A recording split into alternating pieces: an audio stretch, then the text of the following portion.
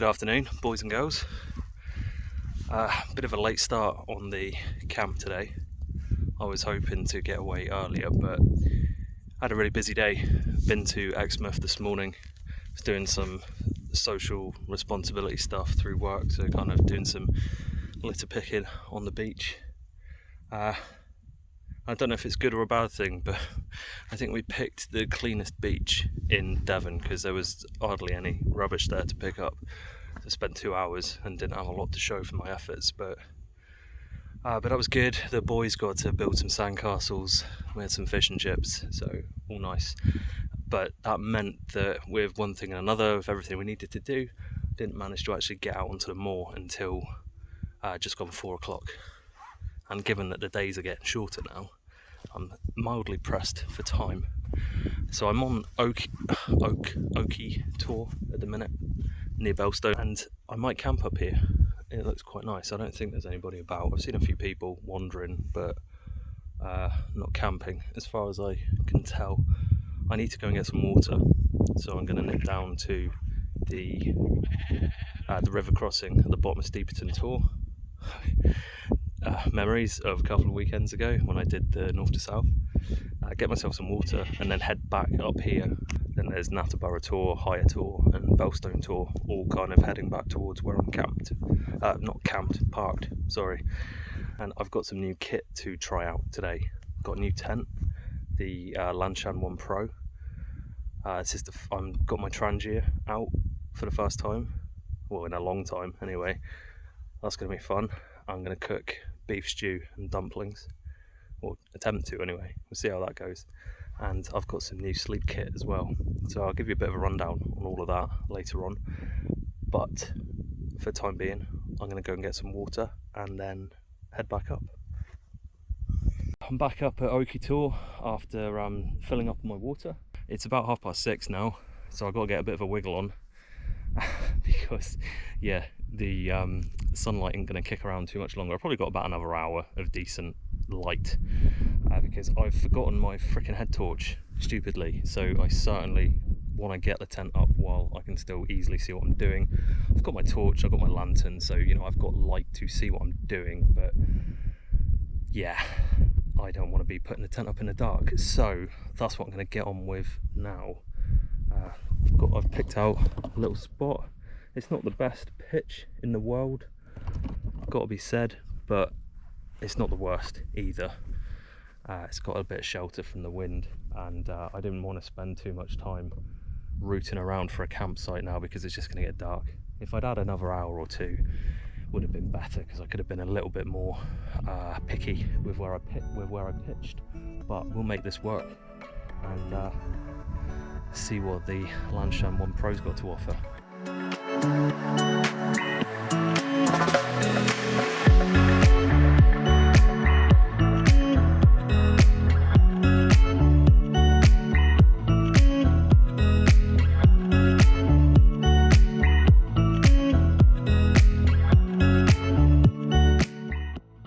So I've just put the Lanshan up.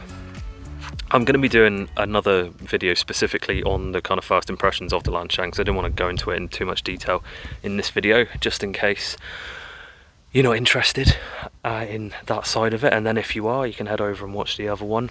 Here it is. I ended up moving my pitch. I was up there, but I've come down a bit. It's a little bit wonky down here, but I think it's relatively flat. It's on a bit of a slope, kind of sloping this way, but I think as long as my head is up that end, then I should be good. But yeah, I'm going to put my kit in a moment, and I'll give you a little look on the inside. But yeah, I'm pretty happy with it so far. It went up really easy. It took me about 10 minutes to put it up. That was good. And the tent's up, and the sun is coming out. How cool is that? Let's have a quick look. Look at this. Got at least a bit of a nice sky coming through because it was really misty, really claggy and horrible. Yeah, just gonna chill out for a few minutes. Then I'm gonna get my sleeping kit set up, get everything stashed and stowed away, then I'm going to get some food on because I'm pretty hungry. And I don't know if I mentioned already, I'm cooking beef stew and dumplings, and it's going to take friggin' ages. So the sooner I get it going, the better. It's probably going to be about 9 o'clock dinner at this rate. So I've got my sleeping kit in the tent now, and some of this is new, and I'm pretty excited about it. It's amazing what you get excited about, isn't it? When you get into wild camping. Right, let's have a look at what we've got in the tent. We've got the quilt, same old, but lovely. Love my quilt, but everything else is new. So you might recognise the colour here. So this is a Neo Air X Lite extra wide sleeping mat. So my X-Ped, I really like it. It's a very good mat. It was just too narrow for me. I sleep on my side, but when I first go to bed, I lie on my back for a while, and I put my elbows at my sides and on my X-Ped mat, and this is a standard width, so it would have been the same with any mat really. 51 centimeters, which is a standard mat width, so it's not just the X-Ped, it's just the width of it. I'd lie on my back, elbows at my sides, and my elbows would slide off, and it was uncomfortable. But with the wide mat, I can now lie on my back when I first go to bed, elbows at my sides, and they're supported, and it's very comfortable. I did want to get the wide X-Ped mat, but I just couldn't find it in stock anywhere, nowhere at all, so went with the X-Lite instead. And I don't know if you saw, but I've got a sheet. Luxury. So I didn't intentionally buy this. The site that I got the sleeping mat from, which was Ultralight Outdoor Gear, they just had a promotion on. If you bought certain Thermarest mats, you got one of these sheets for free.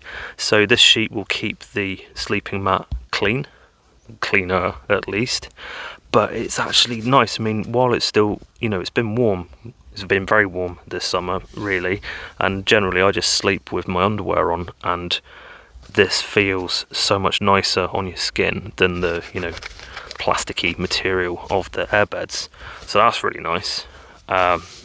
Quilt, and then I've got myself a new pillow.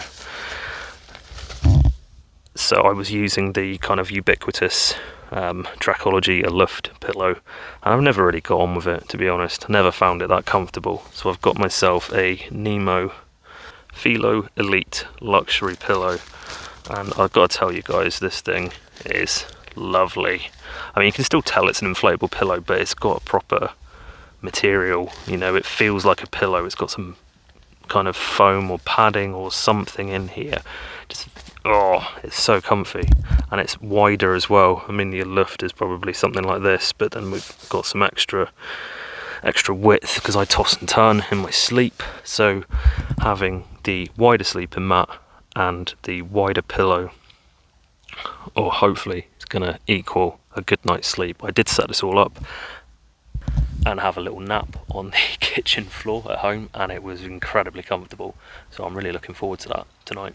Tent's up, sleeping kit is ready, the light is now going. We had that nice bit of sun coming through the clouds there, but it was very short-lived, as the sun is not long for this day. It's going to be dropping off very quickly, and it's going to be getting dark. So I'm going to get some food going because I've got a lot of cooking. I've got a lot of cooking to do, but I'm looking forward to it. It's going to be good. I've got a couple of bottles of wine, small ones.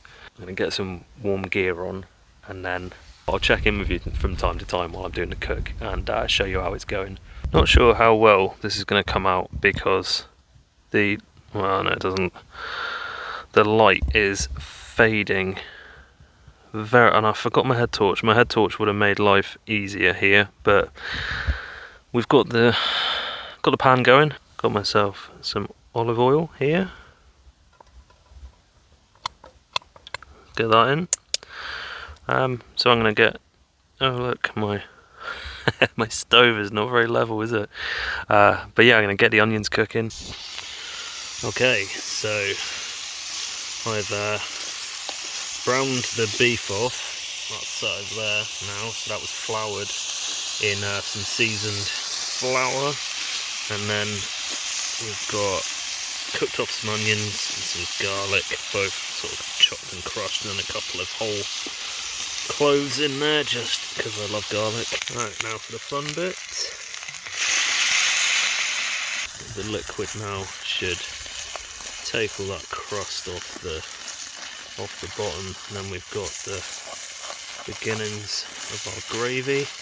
My first burner of fuel is about to go out, and I'm pretty surprised how long it's lasted, which has been cool. So I've got a 300ml bottle there, so that's enough for roughly 3 more refills, and as long as I've got one for the morning so I can make my breakfast and have a coffee, then that's all good. Okay, so it's pretty late. It's 10:15, but this is pretty much ready now. A little bit black there, that's just where it was. I put the frying pan on top as a lid, and I think it was just kind of touching the top there. But that's camping cooking, isn't it? It's alright. Adds to the flavour. So I don't normally do filming in the dark, and looking at this, I need to sort out the lighting situation, as yeah, I think filming in the dark is going to be more frequent an occurrence as the weeks and months go on. So I apologise for this awfully gloomy footage, but just finished my beef stew, and yeah, it was really good. Best food I have eaten so far on a wild camp. But yeah, really happy with it. I feel good. It's a bit nippy. The wind's died off, which is nice, but it's pretty chilly. It's 11:15 at the moment, and my eyes are drooping. Yeah, it's been a nice evening. Just been sat looking at the sky's not too bad, it's fairly clear. I can see some stars and things, so I've been kind of sat looking at those while I was waiting for everything to cook, and yeah, it's been good. So I'm gonna get some sleep, and I will catch up with you guys in the morning. Good morning, guys. I had a really good night, all in all. I had to do some readjustments to the tent a little way into the night because the wind really picked up, and I needed to just tighten down some of the line locks, but that was a quick job. Plenty of room in our tent, loads of room. I bedded down at about, I think it was about 11 o'clock in the end. I was really comfortable, and what kind of highlights that is my normal routine when I'm out on a wild camp, because I often struggle to get to sleep, is I listen to my audiobook, because it distracts me and it helps me drift off to sleep. But I didn't even put my book on. By the time I'd got myself all, nested up in my quilt with my new pillow and all that kind of stuff, I was just so comfy, so comfortable, so warm, toasty and comfy that I just kind of lied there and enjoyed it. And before I knew it, I was asleep. I got up at 7 o'clock and I slept through until maybe 6:30, and then I just kind of dozed for half an hour and got up. And again, that's different, because normally when I wake up, it's kind of, right, I'm awake now, get up, because I'm normally not that comfortable in the grand scheme of things. So dead happy with the new tent, and dead happy with the additions to my sleeping setup. So it's pretty clear this morning. Well, in comparison to last night, it's pretty clear. Yeah, I missed any sunrise that there might have been, but I doubt, with the amount of cloud, I doubt we'd have seen much. And my plan is, I'm gonna get the trangia going in a minute. I'm gonna have some porridge, have a coffee, and when I've had those, I'm gonna get packed up and go. It's got my coffee on, lovely. And for breakfast this morning, I think I mentioned this in a previous video, but I've got my kind of homemade porridge mix. Well, I say homemade, home assembled. So this is, the base of it is Oats So Simple. It's the Quaker stuff you get in the supermarket. And there is some powdered milk in here. It's called Lido, if I remember rightly. I went to get some powdered milk from the supermarket, but they only had skimmed, which I'm not a fan of, so I got some full fat powdered milk, and then we've got some freeze dried sour cherries in here as well.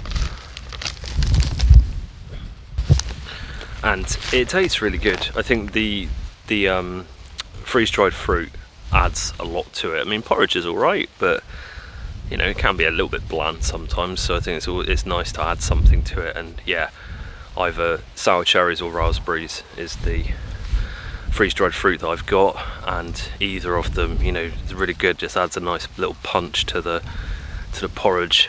So I've got about 200 ml of water in there, and that's just up to the boil now, so I'm going to chuck the old simmering on in a moment and get the porridge in.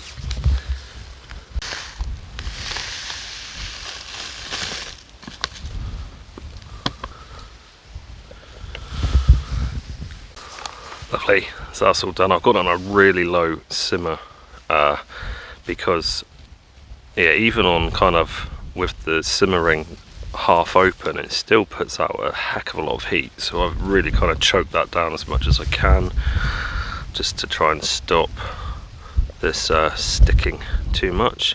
I'm going to let that cook through for a few minutes and it should be good to eat. We're all packed up. Really enjoyed the food on this trip. The beef stew last night, yeah, that was really nice. Took a little while to cook, but it was worth it in the end. I think if I was to do it again, I'd just try and start a bit earlier so that I wasn't eating quite so late at night, but that's all right. It tasted really good. I was really happy with that, how that turned out. So I will do a separate video on that, kind of going through the recipe of it, just in case you're interested in trying it out for yourself. And yeah, porridge this morning, not quite as grand as the beef stew, but it was still good. Tasted really nice and went down a treat, which is saying something because I don't normally eat breakfast when I'm out camping. And I think that's mainly because I generally have the dehydrated stuff. So yeah, I think I'll be sticking with the porridge with fruit from now on.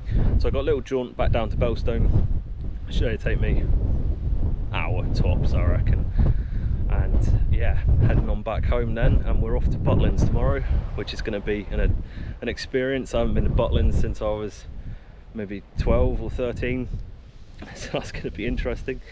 But I'm going to call it a day for this video. Thanks a lot for watching, guys, really do appreciate it, and as always, I'll catch you in the next video. Take it easy.